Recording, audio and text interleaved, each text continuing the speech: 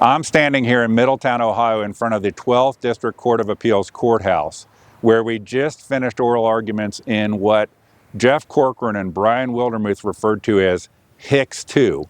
This is my case against the Clermont County Republican Central Committee, a case in which I am asserting the crazy notion that whom the voters elect should be able to serve on the Central Committee. As you know, back in September of 2023, I was suspended from the Central Committee, supposedly due to my, I don't even know what I was suspended for, because I pointed out that Michael Logue had a sugar daddy contributor that didn't live in Hamilton County. That's what was brought up in the meeting, that I was all up Judge Jesse Kramig's you-know-what, and eventually got him out of office. That was the undercurrent at the time. Or that I'm somehow disruptive in Clermont County Republican Central Committee meetings. Choose your option, because they change over time.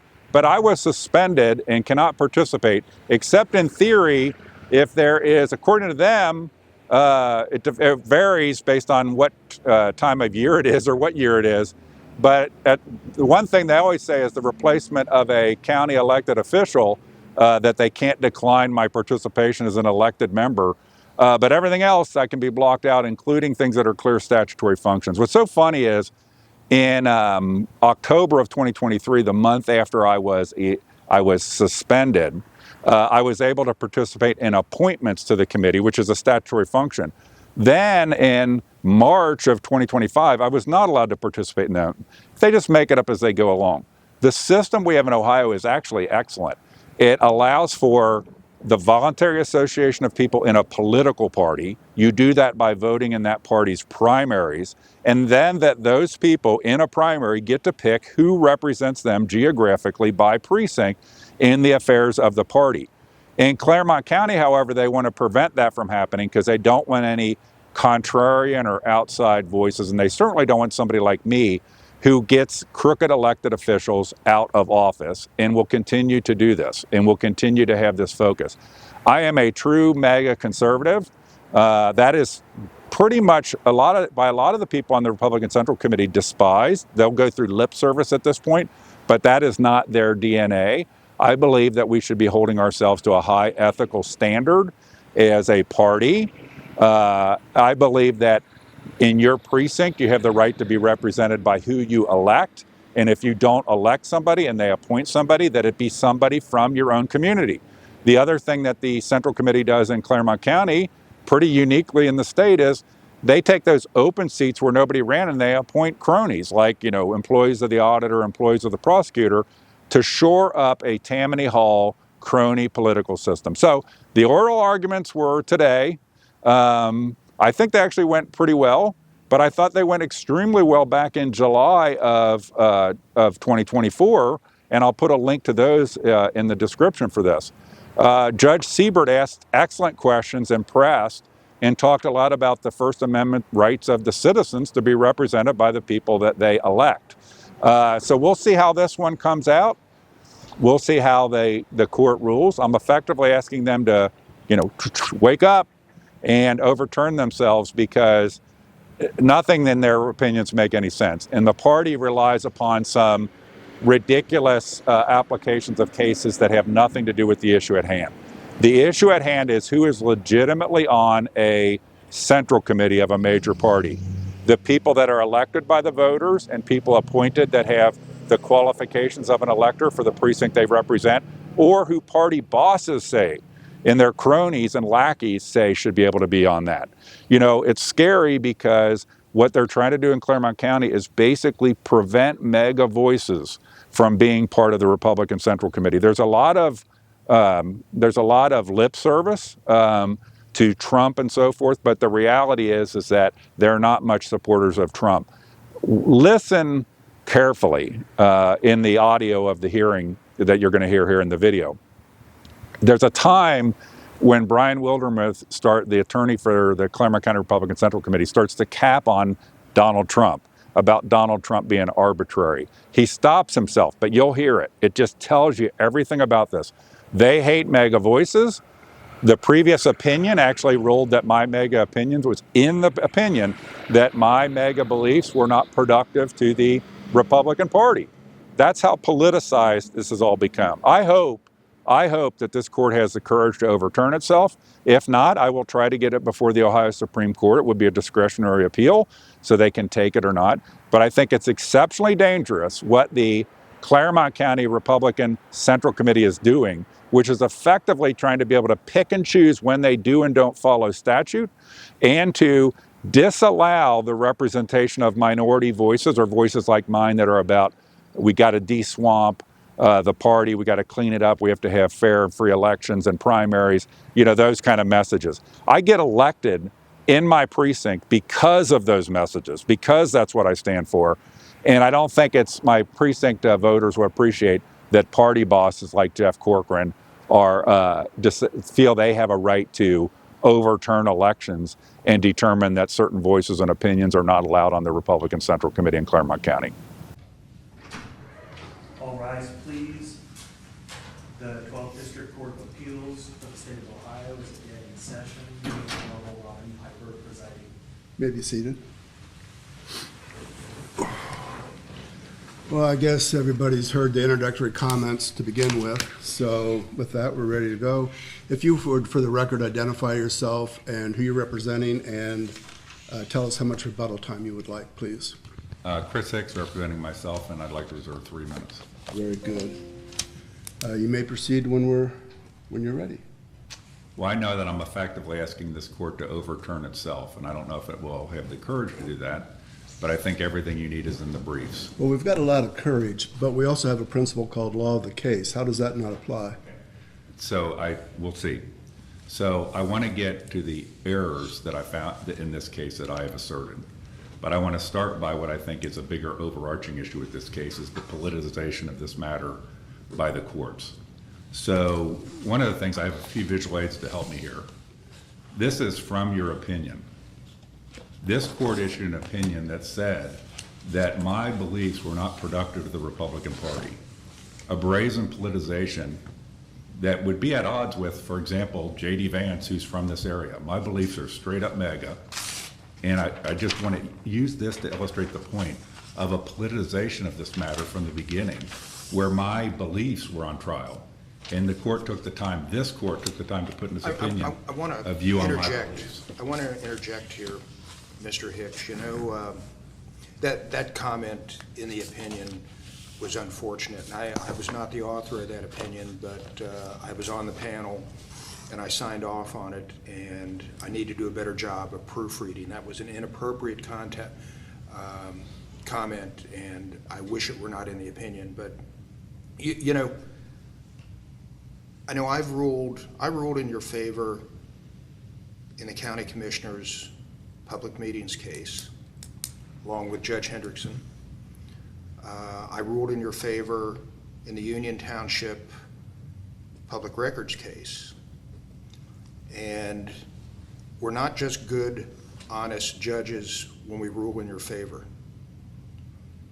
So I just want you to understand where I'm coming from. I appreciate the those comment. issues. So I also think in the politicization of the case that you guys know what's going on, particularly Judge Piper. This is a comment from Judge Piper during the oral arguments talking about a small group of contrarian voices involved in central committees. And How does that go to your assignments of error and require reversal? I'm going to get to my error. I just want to point out that this case has been politicized. Okay, we'll take that for granted. This was never in the opinion, this concept that was at the heart of the oral arguments of what was actually going on. Well, we're not here for that, to relitigate that oral argument. We're here for this oral argument. And I know there's horse trading that happens in the back room on votes. But the fact that you saw what was going on, you commented on it in the oral arguments, I think it's unfortunate that entirely disappeared. Mr. Hicks, if I could, to me, when I'm reading through your errors, it seems to me that we are in the law of the case land here. So we have to find that we were clearly wrong and there was an obvious error and choose not to follow what we wrote before. And to me, I'd like to address two specific questions, two specific issues here, focus on those. The first is this idea of a party being permitted to appoint people who do not live in the precinct. And the second would be the impact of a party choosing to indefinitely suspend a member outside of the statutory vote. So could you focus on maybe those two issues, please? I'll start with the appointment. So this is from your opinion that was part of the opinion, that the appointment was that appointments require effectively somebody to have the qualifications of an elector. But Judge Powell said it was a harmless error. Well, the harmless error right now is affecting me because the only person that lives in my precinct that's on the Central Committee actively was the person I beat in the election. But in theory, they represent another precinct they don't live in where they're not a qualified elector. And if there were a 30502 appointment of a county official, that precinct would be disenfranchised. I don't think that's a harmless error. So was the first point you brought up, and if you could remind me your second point you wanted me to. I'd like you to speak, the second issue more broadly was the impact of a party indefinitely suspending a member outside of the statutory votes. Reminding me. So the political party, if you go look at the statutes, a political party is all the people that vote in the primary. That's the voluntary association. Ohio's statute allows those people who are voluntarily associating in the primary to elect Central Committee members to represent them geographically. So the Central Committee, let's remember, is not just a voluntary association. It is an elected office. It is an elected body. It is set up specifically to prevent Tammany Hall type politics, to allow that there be fair and equal representation. So the notion, if you look at I think you can look at my briefs and see the statutes and where this case really sits, but the notion that party bosses can overturn elections of the electorate in a system that's in place that has nothing to do with the speech of the party or what it can and can't do, but has to do with the electors being able to have their own representatives is absurd. And this court should not stand for the concept of overturning elections. You know, further, I want to hit, because this kind of relates to the first point, the Ohio Constitution. How is the election overturned? I'm not understanding that. By me not being able to participate. I thought you could participate as a Central Committee person. No. I'm only allowed to participate in a vague definition of statutory functions, which seems to change by meeting. In October of 2023, I was allowed to participate in committee appointments. In March of 2025, I was not allowed to participate in committee appointments. In October 2023, it was a statutory function because it's in the statutes. March of 2025, it's not a statutory function because it's been emboldened that this statutory body that only exists because the state requires it to exist for a major party can now just do whatever it wants. The statutes can be used when they feel like it, not used when they feel like it. The elections can be overturned, et cetera. Mr. Hicks, assuming that a statutory function, because I know a lot of focus has been on the 30502, where a party would act and is authorized under statute to appoint a county treasurer, for instance, that seat is vacant if they're from the same party. So let's just focus on that. If that is the only thing that you are allowed to participate in Central Committee, do you have anything on the record or any indication of how much of a normal, unsuspended Central Committee member, how rare is that? How often does that happen? What kind of? It's the vast majority of when people are electing somebody to a Central Committee, they're electing them to be their political representative in the process. There are these outside cases where there's a statutory responsibility of a committee or a statutory right of a committee to do things like appoint but for example, and it's been in briefs, I don't think it was in these briefs, but there were two endorsements where had I been allowed to vote, the endorsements would have been different. But because I was not allowed to vote, now endorsements aren't a statutory function, but do you think that the people in precinct P1P that elect me when the other side literally spends thousands of dollars against me in campaigns, they elect me because to be their representative. They don't like the idea that party bosses can interfere. And I just want to remind you on this whole functions, there's a lot of other functions, like picking the term of office, picking the petition format. These are all statutory functions. Making a recommendation, the Secretary of State doesn't have to do it, but use it, but it's statutorily required to make a recommendation on things like Board of Elections appointments. I'm sorry, Mr. Hicks. Go ahead, I'm sorry. Well, I just want to say, like, it just shows how sloppy this has become. There's 7 terms in the opinions on this case: statutory functions, sovereign functions, public duties, governmental functions, functions furthering a government interest, statutory actions, statutory rights. Nowhere did the court define this. What counts? It uses that 30502 as an example, you know, but nowhere does it say, so why isn't picking the term of office or picking the petition format, the petition form of the 2 versions? Those are statutory functions. Appointing replacement members. In October of 2023, I was allowed to do that as a statutory function, but in March of 2025, I'm not allowed to do that. Mr. Hicks, let me ask you a little bit more about this indefinite suspension concept. Any organization, including a government, if there's a public forum meeting, for instance, and somebody is disruptive, crosses a line disruptive, and I'll acknowledge that the First Amendment, it's a pretty broad line, but let's say there's disruption, let's say there's an actual threat, anybody, any organization would be able to remove that person, even assuming it's a governmental agency, assuming certain First Amendment thresholds are crossed. So let's assume that applies here. What would be in your view, I'm sorry? It does not. What would be your view of when a suspension and how that should be evaluated, when it should be the proper, improper, how long it should go on, that kind of thing? Because those are all questions that would play into this. There were a lot of things in this case, from a truncated hearing where I was not able to impeach testimony of others, and then a stack of affidavits I had were ignored by the trial court. But if I were actually ever disruptive, which I'm not, okay, then the remedy is I can be arrested for disrupting a lawful meeting. So that's a statute. If I was truly disruptive, going crazy, you have an example in Westchester. They could get a protection order against me. But what this is, I mean, even look at the vote. They all look at this high percentage that suspended Chris Hicks. It's less than 40% of the committee, because they did it in a meeting that was not publicly known that this was going to even be on the agenda. So that is your assertion would be that line would be that statute. They have legal remedies. Okay. I have been elected, okay, and they put an example.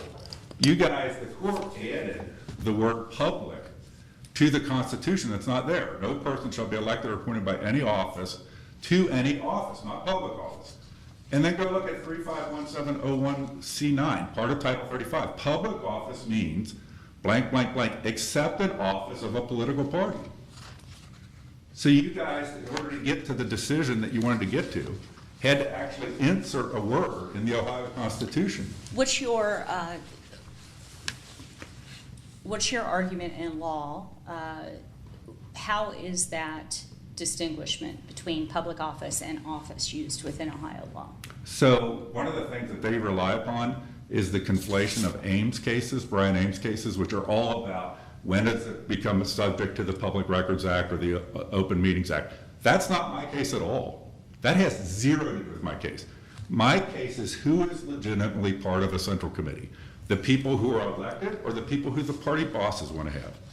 Is it people that are appointed that are qualified electors, or is it an employee of the prosecutor or the auditor that has been appointed in a precinct they don't live to shore up votes? We'll reserve your 3 minutes for rebuttal. Thank you.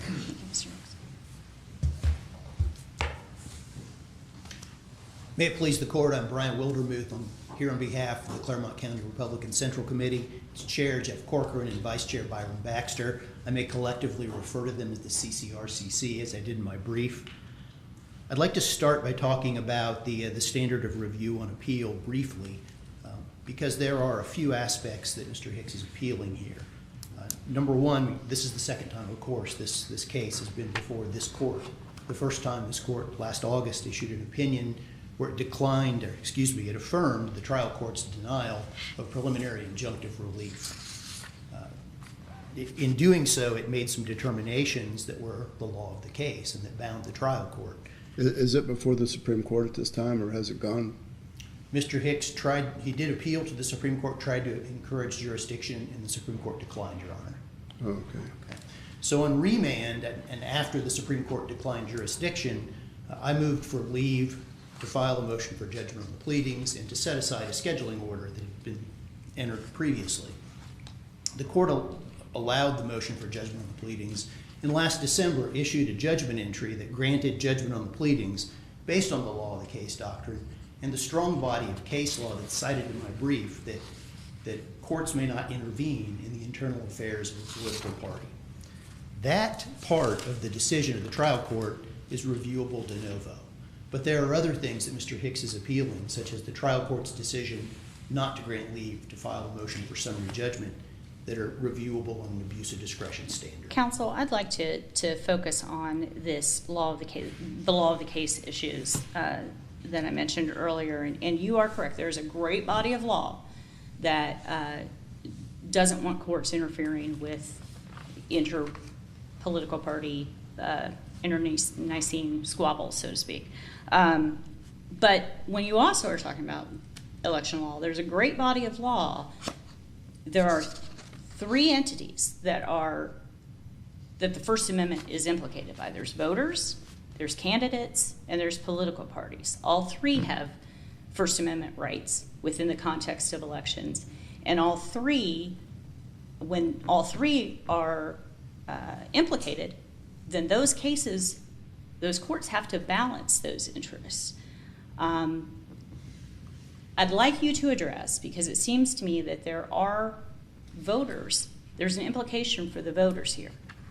The voters do elect by statute. Primary voters do elect members to the Central Committee. And don't those interests have to be balanced here? I think they have been balanced, Your Honor. They've been balanced by the case law that we see from the Supreme Court and various courts of appeal. And the way that the courts have balanced those issues is they've said, we will allow courts to intervene when there's been a statutory assignment to a controlling committee of a political party, what's referred to as a sovereign function of government. And in that situation, the interest of the voters is greater, and courts can intervene to make sure that the one instance of where that happens, RC 30502, But aren't they? Go ahead, Your Honor. No, I'm sorry. Go ahead. Please finish your sentence. I'm sorry I interrupted you. That's fine, Your Honor. Please ask your question. I'm here because I want to try to answer questions to the best I can. So, but isn't this also a statute in which voters are directly implicated, in that there is a statute that states that primary voters elect members, and then that same statute goes on to say, and a vacancy in these seats is caused by, among other things, not living in the precinct. So I guess another ancillary question I have is, if a vacancy can be caused by not living in the precinct, how can that same vacancy be cured by appointing somebody who doesn't live in the precinct? Because then that seat would be automatically, instantly vacated. And it sounds to me, Your Honor, like you're referring to the issue that Judge Powell raised in his concurring opinion in what I call Hicks 1, the first time this court issued its opinion. And what I would say in response to that is, first of all, I think the majority in Hicks 1 got it right. But even if it didn't, even if Judge Powell's concurring opinion is correct, he pointed out, and I agree, that those out-of-precinct people who get appointed to a committeeman position, to a vacancy, to fill a vacancy, they don't get to participate in RC 30502 responsibilities. So, but they get to participate in candidate endorsements and how the party spends its money. And I understand those are all internal politics, but that is a great majority of what a primary voter is electing somebody to do as a Central Committee member. If I'm a primary voter and I'm voting for a Central Committee member, I'm not just concerned about, hey, what if the county treasurer seat becomes vacant someday? In fact, that may be the least of my worries. And I understand, Your Honor, but the remedy for those folks is through the party apparatus, because this court is just simply not empowered to get into the weeds of political issues like endorsements and other things. I'm sorry, I can tell you have another question, so I'll stop. Well, I'm not saying this court should be imbued in the weeds of who to endorse, how to endorse, who to appoint to this committee, whatever. Obviously not.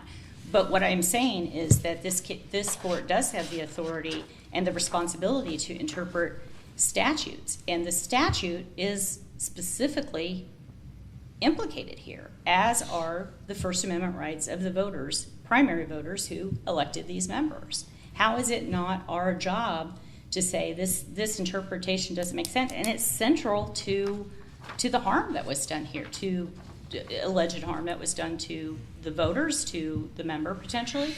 Yeah, and I would again point to the case law, Your Honor. This balance has already been struck by the courts, and there are constitutional implications. The freedom of association. We have decisions that say courts cannot tell a political party who may be in the party. But that those, for instance, you cited to you versus, I think it was Southern California, San Francisco Democratic Party. In that case, that had to do with state election laws that prohibited political parties from endorsing candidates. It restricted organizations and compositions of such official government bodies. It limited the terms of the state central committee chair. It required the chair to rotate between Northern and Southern California. Those are all internal politics kind of decisions, and that is why the Supreme Court said, no, those kind of things are not appropriate. But here we have a state statute that mandates primary voters directly elect members on one hand.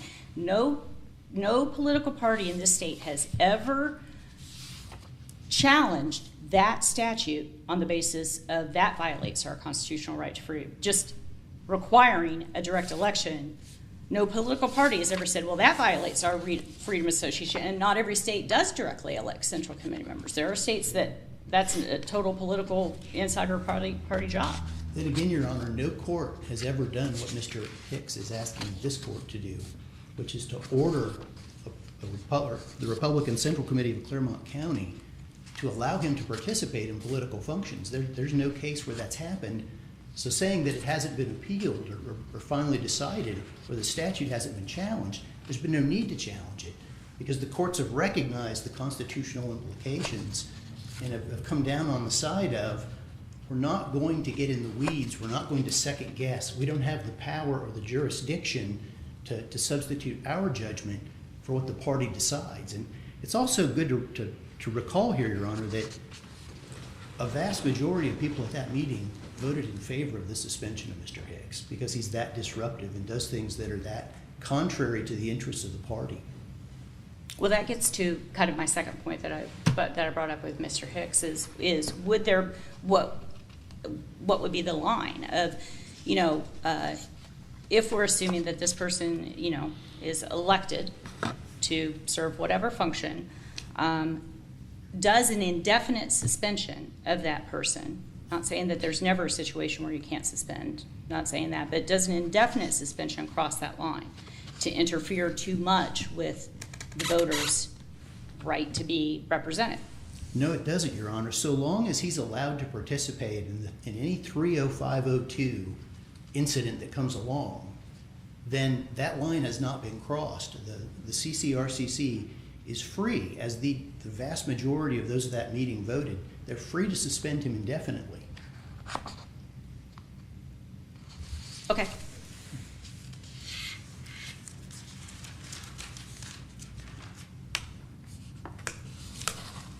All right, I've talked a good bit already about the case law, about the law of the case doctrine. I don't want to be repetitive, so I'm going to skip ahead past that because there was one final thing, and it relates to the abuse of discretion standard that I referred to earlier. The trial court has broad discretion to determine its docket and to decide what motions will be allowed at what time. Not allowing the motion for summary judgment was not an abuse of discretion. It was not unreasonable. The law here is quite clear, and the law of the case was binding on the trial court. I understand it's only a rule of practice for this court. This court has the freedom to decide whether to follow the law of the case doctrine or whether to change Hicks 1. But there is no obvious error here. The decisions made, the determinations made in Hicks 1 are consistent with the case law, and any contrary decision, if Hicks 1 were to be changed, would probably create a conflict with the cases that I've cited in my brief. So unless there are other questions, I'll wrap up here and just ask that you affirm the trial court's order, and thank you very much for your time. Well, let me ask you, what about the suggestion that was made at argument here today that the ability to participate is arbitrary and changing on a regular basis. Your Honor, I would say that politics is often arbitrary, and there are often disputes that arise in intra-party situations. Perhaps in primaries, there are disputes that are fairly common, and there can be disagreements about whom to endorse in a primary. Perhaps there are disputes with respect to creating a party platform. Political parties can be arbitrary. Some people would say our president. But aren't there certain statutory functions of a central committee person? I'm sorry, Your Honor? Aren't there certain statutory functions of a central committee person?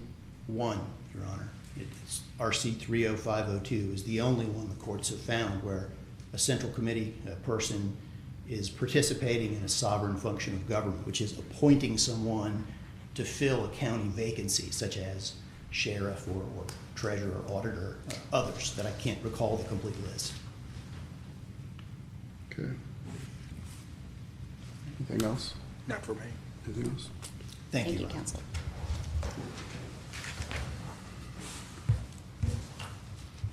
So I think it's 30502 has to do, in that case, has to do with when a central committee becomes a public body and has to have open meetings. There's all kind of statutory things relating to a central committee for the picking the petition, doing this, doing that. And you already heard the arbitrary nature. Appointing new members is a function of central committee members, but we're confused somehow that's like doing endorsements. No, it's a specific statutory thing. I think a point I believe Judge Powell made in the original of this case, it's Hicks 1 as he called it, was there's a thing called a club or a pack. Club or packs are truly voluntary. They're allowed by statute, but they're not mandated by statute. Nobody has to create a club or pack. Central committees are mandated by statute. They're elected by the voters. They are a specific aspect of major party governance by a representative body, specifically to constrain party boss Tammany Hall type systems in Ohio. And I think it's actually a great construct, and it'd be very terrible if it was undermined here. He says there's no case in which this is, the courts. I believe this is probably a case of first impression relating to who is a member of the Central Committee. Those are not the Brian Ames cases. He requires you to keep putting the word public office and conflate when the Open Meeting Act applies, the Public Records Act applies. This is about who is a member. And does the member have to have the qualifications of office? And does the member an elected member have the right to participate? What happens in this interpretation and the way this case has gone is effectively saying everything becomes optional and arbitrary. Effectively, we're going to say that a central committee can, at times, just say it's a club or a pack. Many of you probably know, if you're familiar, they could create a Clermont County Republican club and tell me I wasn't allowed to be a member, right? But they haven't done that.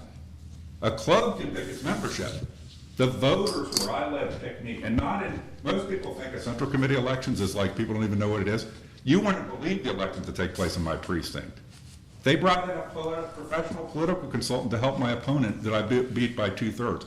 My voters and their voice, they want me. My reputation in Clermont County is getting crooked politicians out of office. That's what they want. That's the mega beliefs that they want. This case is purely about who is a valid member of a central committee, which is a body created and mandated by statute and consists of elected members.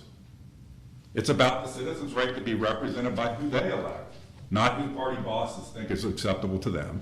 And it's about the citizens to be represented by a qualified elector. That's fundamental to our Declaration of Independence in the United States. And by the way, if nobody wants to represent a precinct, that's their right too, to not be represented. So I appreciate the time. I really didn't get to the issues, but I think the briefing is very clear. The motion for judgment on the pleadings, I think that was an unbelievable abuse, where the judge used it to allow the exclusion of affidavits that I produced relating to the events. Thank you. Thank you, Mr. Hicks. Thank you, counsel.